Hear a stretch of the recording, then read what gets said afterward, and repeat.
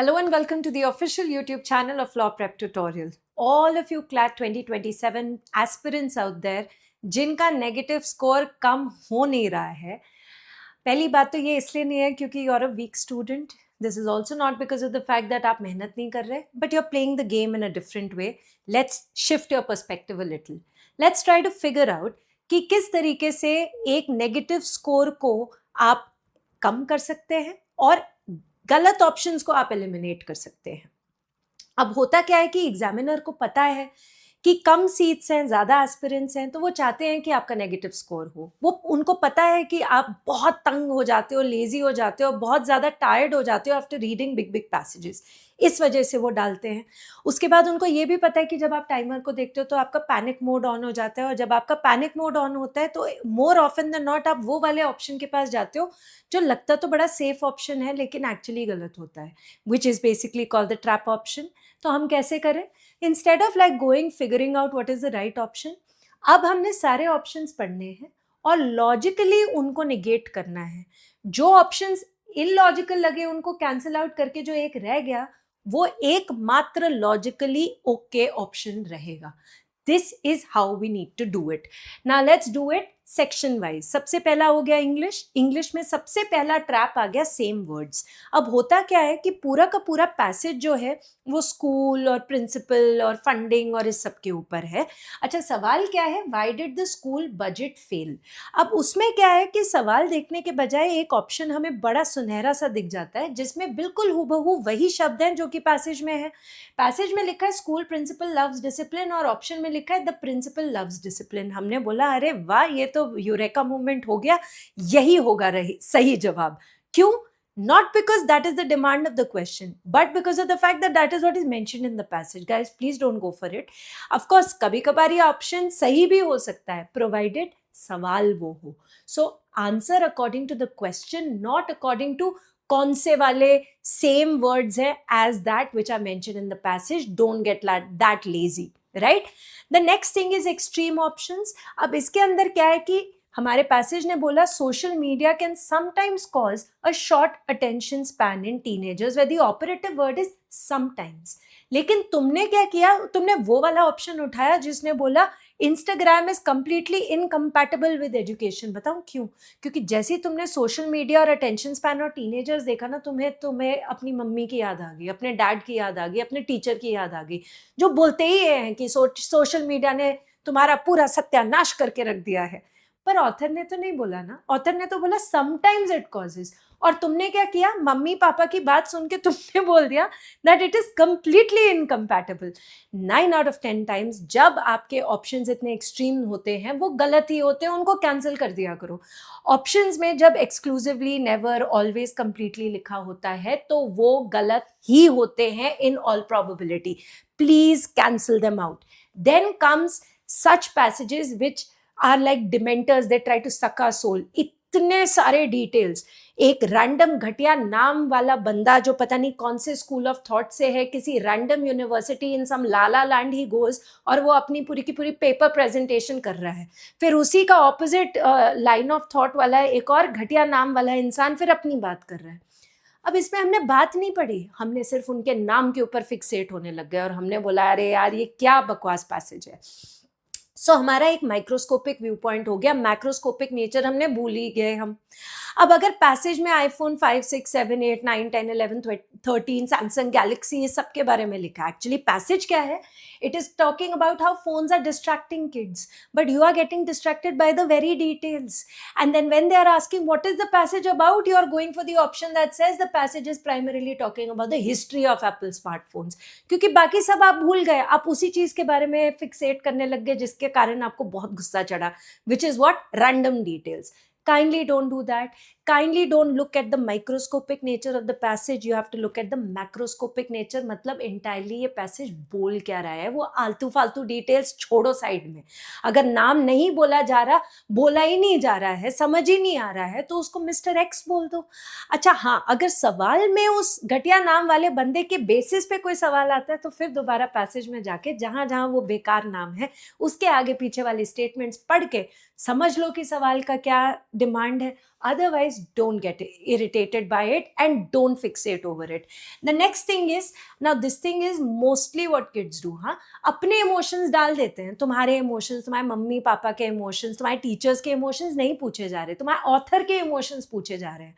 So if, for example, there is an author who is saying in a very calm and composed manner कि यार gaming scenario में अब problem हो रही है क्योंकि बहुत महंगी गेम्स हो रही हैं. अब आप में से कोई गेमर होगा जो बहुत पैशनेट है अबाउट गेमिंग, उसने बोला यस यही तो मैं भी सोचता हूँ. अच्छा, ऑथर ने बड़े काम एंड कंपोज मैनर ने बोला, लेकिन तुम हो गए frustrated. You are projecting your emotions over there and so hence you are going for the options जो फ्रस्ट्रेटेड वाला ऑप्शन है, लेकिन एक्चुअली ऑथर तो बहुत काम एंड कंपोज्ड है. ये दिमाग में रखना है. ऐसा ही स्टूडेंट प्रोटेस्ट या फिर कॉकरोच जनता पार्टी या फिर रिजर्वेशन पॉलिसी या नीट या ओएसएम मार्किंग, इस सब के ऊपर भी आ सकता है. फिर उसके अंदर ना तुम्हें अपने इमोशंस को बिल्कुल साइड में रखना है. You have to be stone cold, absolutely emotionless at that time. Moving ahead, not going to talk about GK today because obviously GK की बात तो यही है कि आता है तो आता है, नहीं आता तो नहीं आता. एक और चीज़ होती है, अभी तक आपने इतनी जीके कर ली है और by the end of it all आप इतनी कर लेंगे कि even if you don't know that the answer is D, you know it for a fact that the answer is not A B and C. So that's all that I want to say about GK. Moving ahead, let's talk about legal. अब legal एक ऐसी चीज़ है जिसके साथ हम emotionally attach हो जाते हैं क्योंकि ऑल ऑफ अ सडन हम धर्मात्मा बनना चाहते हैं. हम मोरालिटी की पूरी किताब पढ़ के आए हैं. अच्छा, हम में से कुछ लीगल स्टडीज़ वाले बच्चे हैं, कुछ लोग बिल्कुल ही जैसे फैक्ट्स पढ़ते हैं ऐसे उनके दिमाग में पूरी मूवी चल जाए, अगर ये होता फिर क्या होता, right? Please don't do that. Please become a horse with the blinders on, zero emotions, absolutely emotionless person, directly looking at the principle, taking that as the gospel truth. So for example, अगर rule में लिखा है कि बच्चा school की laboratory में teacher के बिना नहीं जा सकता और फैक्ट्स में लिखा है ये बच्चा जो है धर्मात्मा है, इसने पूरे स्कूल को बचाया क्योंकि इसने बिना टीचर के वो लेबोरेटरी में एंटर करके वो जो हॉट प्लेट है, बर्निंग हॉट प्लेट है, उसको बंद कर दिया, जिसके कारण स्कूल बच गया. अब आपके दिमाग में आया यार ये तो बच्चा, ये तो चैंपियन बच्चा है, इसको मैं गिल्टी कैसे बोल दूं? लेकिन the person is guilty because the rule says so, as simple as that. So your morality has absolutely no ground over here. इसका कोई मतलब नहीं है, उसको साइड में रखो, ठीक है? नेक्स्ट आ गया missing condition. So obviously I will give you a condition that has got nothing to do with any of the laws, but I am just trying to put a point here, right?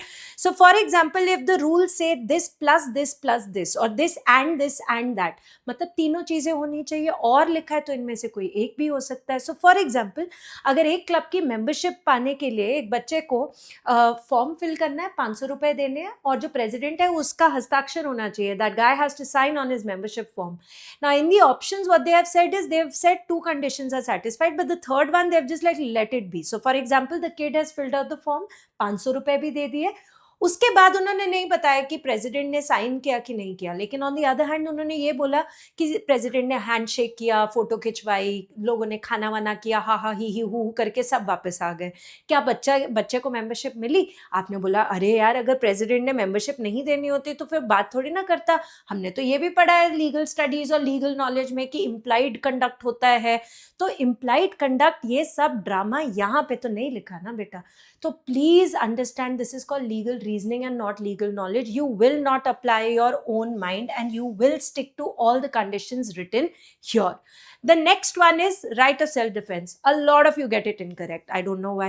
Well, I'll tell you why. Again, you get emotional or you attach a story to it. तो अब हुआ क्या है कि right of self defence में एक चीज होती है इमिनेंट थ्रेट, हर जगह लिखा ही होता है. दूसरा वो बोल देते हैं प्रोपोर्शनल फोर्स, राइट? अब हुआ क्या कि इस पर्टिकुलर सिनेरियो में एक बुली है, एक बहुत ही ऐसे गुंडे टाइप का एक बच्चा है, उसने आके दूसरे बच्चे को एमी फालतू में आके पंच मार दिया, ठीक है? फिर उसने हा करके फिर उसने अबाउट टर्न मारा और वो जा रहा है. अब इस बच्चे को बहुत गुस्सा चढ़ा, इस बच्चे ने जोर से जाके उसको धक्का मारा, वो बेचारा गिर गया और उसको चोट लग गई क्योंकि इसका सर पेवमेंट के साथ लग गया. अब क्या ये राइट ऑफ सेल्फ डिफेंस है? आप बोलेंगे बिल्कुल है. उसने क्यों आके इस बच्चे को पंच मारा? अरे ठीक है, मारा, बहुत गलत काम किया, लेकिन क्या इमिनेंट थ्रेट था? बिल्कुल भी नहीं था. वो मुड़ के वो जा रहा था. तो the law could say a lot of things. तुम पुलिस के पास जा सकते हो, कॉलेज अथॉरिटीज के पास जा सकते हो, तुम कुछ भी कंप्लेन कर सकते हो, लेकिन तुम्हारे पास ये अधिकार नहीं है उस टाइम पे राइट ऑफ सेल्फ डिफेंस का, क्योंकि इमिनेंट डेंजर नहीं है ना boss. And so hence keep that in mind. Don't let your emotions get attached. And some of you start doing role play. You start becoming that बच्चा जिसको पंच पड़ा है, and you're like, अरे कैसे कोई मुझे पंच मारेगा, अब तो मैं भी यही करता. तो ये तो बिल्कुल ही जायज चीज है, नहीं है. Irrespective of whatever you've read, wherever you've read it from, this is called legal reasoning. You will stick to the passage. Then comes logical reasoning. देखो, लॉजिकल रीजनिंग में बड़ी सिंपल सी एक चीज होती है. जब वो तुमसे अजम्पशन पूछ रहे हैं तो हर एक ऑप्शन में नॉट लगा दो. नॉट लगाने के बाद जिस ऑप्शन की वजह से पूरा का पूरा जो आर्ग्यूमेंट है वही फेल हो रहा है, तो वही थी उसकी अजम्पशन. बड़े सिंपल भाषा में अगर बोला जाए तो अब सारे के सारे लोगों को इलेक्ट्रिसिटी से, मतलब क्विंटेसेंशियल इलेक्ट्रिसिटी से सोलर पैनल के ऊपर शिफ्ट कर जाना चाहिए ताकि कॉस्ट सेविंग हो जाए. ये आर्ग्यूमेंट है. और उनमें से एक ऑप्शन में लिखा है everybody has a solar panel attached by the government in their residential complexes. अब इसमें मैंने नॉट लगा दिया, मतलब हर एक इंसान के रेजिडेंशियल कॉम्प्लेक्स में सोलर पैनल्स नहीं है. अगर बेटा हर एक के पास सोलर पैनल्स नहीं है तो पूरी आर्ग्यूमेंट फेल हो गई, क्योंकि आर्ग्यूमेंट ने क्या बोला कि नॉर्मल से सोलर पैनल्स के ऊपर आ जाओ, सस्ता पड़ेगा. जब सोलर पैनल्स ही नहीं है तो सस्ता कैसे पड़ेगा, फिर तो महंगा होगा ना, पैसा लेके तुम्हें सोलर पैनल्स अटैच करने पड़ेंगे. तो इसने धजिया उड़ा दी आर्ग्यूमेंट की. इसका मतलब ये अजम्पशन है. Is that okay everyone? Now over here traps are something like it sounds smart but it is unstated. मतलब लिखा ही नहीं है लेकिन आपको बहुत अच्छा लग रहा है ये वाला ऑप्शन, तो इसका मतलब है वो गलत ही है. Simple as that. अब क्या है कि पैसेज है वो स्टूडेंट्स के स्ट्रेस की बात कर रहा है ना, कि बच्चों को बहुत स्ट्रेस वगैरह हो रहा है. और एक ऑप्शन कहता है school should offer free chocolate during exams to boost happiness. तुम्हारा दिमाग चला गया, हाँ यार चॉकलेट खा के मेरे को भी बड़ा मजा आता है, तो फिर ये चॉकलेट वाली चीज तो बहुत सही है, पर ये पैसेज में लिखी ही नहीं है, ये तुम्हारी खुद का ही है. तो ये चीज गलत है बच्चे, ये please don't do it. It might sound logical and brilliant but the text has not mentioned it, right? If you are stepping outside the boundaries of what the author is saying, talking about yourself, until or unless they are asking you to draw an analogy, वो अलग question हो गया. But if that's not the question, then this is always a trap. Please don't get to it, right? Coincidence versus cause in the sense, जब दो चीजें साथ में हो रही हैं तो one thing is not causing the other ना. मतलब कि लिखा है एक सर्वे has shown that students who drink green tea also happen to get top ranks in school. ठीक है, ग्रीन टी पीने वाले टॉप रैंक लेकर आ जाते हैं स्कूल में. अब फिर एक ट्रैप ने लिखा है कि green tea physically sharpens the brain and creates top ranks. ये कहाँ है? कॉज एंड इफेक्ट की बात थोड़ी ना हो रही है, दोनों सिचुएशन साथ में हो रही है. ग्रीन टी वाले अच्छे रैंक्स लेकर आ रहे हैं क्योंकि उन्होंने ग्रीन टी पी, इसलिए उनका अच्छा रैंक आया. ये तो तुम सोच रहे हो, ये तो कहीं लिखा ही नहीं है. क्या पता वो ज्यादा पढ़ रहे हो, right? And so hence that particular option obviously makes no sense, right? Yeah. So maybe those students just studied harder. So don't do that for yourself. Shared as appearance मतलब साथ साथ होने वाले events does not equal a causal link. अगर कोई empirical evidence है कि कुछ लिखा है पैसेज में कि भाई ग्रीन टी की जो पत्तियां हैं उसको पी के पता नहीं दिमाग में ये वाला ब्रेन सेल ऐसे हो जाता है, फिर जाके आप बोल सकते हो कि हाँ ठीक है ये ग्रीन टी की वजह से हुआ है. Are you getting it? Otherwise don't think on your own that one thing is causing the other thing. Now comes your quantitative techniques. Very very simple. एक क्या है, एक चार्ट है जिसमें they are talking about percentages of boys in a coaching institute, right? और क्या है कि पैराग्राफ आफ्टर पैराग्राफ ऐसे हर चीज में boys boys boys boys boys करके एंड में जाके पूछे भाई लड़कियां कितनी है, लड़कियों की परसेंटेज कितनी है. तो instead of going into that, if you can just make the table first and then according to that you can read it, और भावनाओं में ना बहते हुए आप सिर्फ और सिर्फ उसको एक बर्ड आई व्यू में देखेंगे, तो you will do it a little better, right? So make the master table before you open the questions, before you start looking at the questions. Very very important. Now the next thing is, अब इन लोगों ने क्या किया, picking the wrong starting year. तो graph ने क्या बोला कि स्कूल का प्रॉफिट 2024 से 2025 में इंक्रीज हुआ, फिर 2026 में इंक्रीज हुआ. तुमसे पूछा गया 2026 की ग्रोथ परसेंटेज कितनी थी और तुमने बेस ईयर क्या लिख लिया 2024 इंस्टेड ऑफ 2025. तो those kind of mistakes shouldn't happen. इसके कारण आपको थोड़ा सा और ज़्यादा प्रैक्टिस करना ही पड़ेगा. एंड फाइनली एक बहुत ही बड़ी चीज़ जो आप लोग बहुत ही ज़्यादा बेकार चीज़ करते हो, उसमें में क्या है कि आप ना ऐसे बड़े बड़े शब्द, ये नंबर्स देखते हो और फिर डर जाते हो. सो फॉर एग्जाम्पल, अगर किसी चीज में लिखा है कि देर आर 14,400 पीपल एंड उसमें से 25% of them are girls and 50% of them are boys, तो मेरे जैसा इंसान क्या करेगा, पहले बोलेगा नहीं नहीं और कुछ नहीं. अच्छा, ऑप्शन में सिंपल रेशो पूछा है कि कितना रेशो है बॉयज टू गर्ल, वो नहीं देखा हमने. हम पहले करें 25%, 25/100 इंटू 14,400, वो लेकर आए. फिर 50/100 इंटू 14,400, वो लेकर आए. फिर दोनों के दोनों को A/B किया, फिर उसके जीरोस काटे, फिर उसको 2 से डिवाइड किया, फिर उसको 6 से डिवाइड किया, फिर जाके 1:2 लेकर आए. इससे अच्छा सीधा लिखो ना 25/50 1:2. Very simple, right? So try to keep things simple, and that will only happen when you do a lot of practice, right? If you're able to take into consideration all of this, you will be able to identify and eliminate your wrong options. You know, karna kya hai? Your world exists on that question paper. Anything beyond that, mummy, papa, teacher, YouTube video, हमारी legal studies की किताब, हमारी फलानी वाली teacher school में, हमारा पूरा का पूरा हमारा व्यू पॉइंट, वो सब को बाहर रखो और एक ही बबल के अंदर रखो. The only reality that exist is the one that is mentioned in the paper. If you are able to do that much, I kid you not, you will be able to eliminate all of those negative options. तो अब मैंने इसके ऊपर फिक्सेट नहीं होना कि answer क्या है, हमने ये देखना है कि कौन सा वाला ऑप्शन गलत है, उनको काटा मारो और जो सही है उसको सही करके करो. And try to use this strategy and increase your score. Thank you very much.